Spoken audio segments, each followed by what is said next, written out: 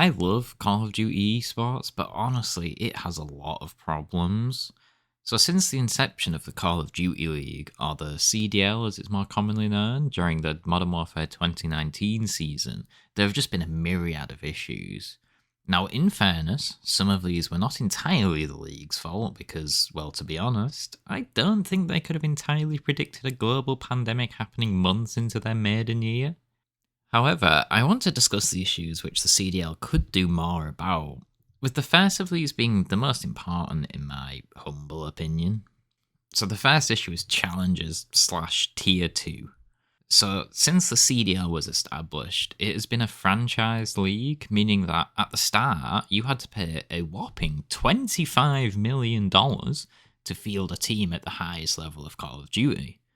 This price tag has since been scrapped, but the league still only has 12 teams competing. The idea with challenges is that it is a place for emerging talent to make their case that, they should be picked up by a team in the league. So essentially you have the league, which is your pro level, and then you have the challenges, which is your level below pro. However, the CDL doesn't really have any ties to challenges, at all, and it very rarely advertises any of the matches in the challenges scene. The most significant bit of advertising the CDL ever did for challenges was the Pro-Am tournaments. So these are tournaments where both Pro and Challengers teams are in attendance and compete against each other for the big prize. But there hasn't been a CDL run Pro-Am tournament since December 15th, 2022, which was during the Modern Warfare 2 season. There has been 2 Esports World Cups which has had Challengers teams in attendance, but as far as I'm aware, they are not organised in any way by the CDL. Major 3 of this year is planned to be a Pro-Am, but with this happening at the end of March, it'll be too late for some of the teams who would benefit from making a roster change. As for the worst teams, having a bad Major 1 and 2 means just no qualification for champs at all. It's also just quite hard to actually watch challenges. There are a lot of competitive matches played most weekends, but they're all played sort of at the same time, meaning that you'll have some streams which show a highlighted POV or highlighted match, but then a lot of the ways to watch most of the games is through a player's stream in the lobby. But what happens when nobody streams the game? Now, this is extremely prevalent in EU challenges, but honestly, nothing makes sense in the EU scene, so I don't think that's even worth discussing. But if the point of challenges is to get players into the league, not being able to watch players completely contradicts this, because why is any team going to pick up a player who they know nothing about? This is a bit of a side note, but an absolute pet peeve of mine is when I'm watching a challenges player stream, and they don't have the comms on in Search and Destroy, or they don't have the minimap available to see. If people want to copy your strats or see what you're doing, they're going to see what you're doing. All you're doing is making the viewing experience awful. That's it. That's all you achieve doing that. I think challenges honestly should move away from the idea of being tier 2 being, like a funnel for players into the league, and work similar to how Valorant tier 2 works. So in Valorant, the final event of the tier 2 year is Ascension, where the winner is essentially promoted into tier 1 in their region. So this gives teams a real goal to aim for, and if they were to win Ascension, they could then show how their team of 4 players matches up against the best of the best. Because honestly, too many times you see a good Challengers team, they're performing well in Challengers, their team gets picked up, but their 4 players go to 4 different pro teams. They struggle to adapt to this new system they're in, and after a month, they're thrown back into the pit of Challengers. Now, the second point here is content.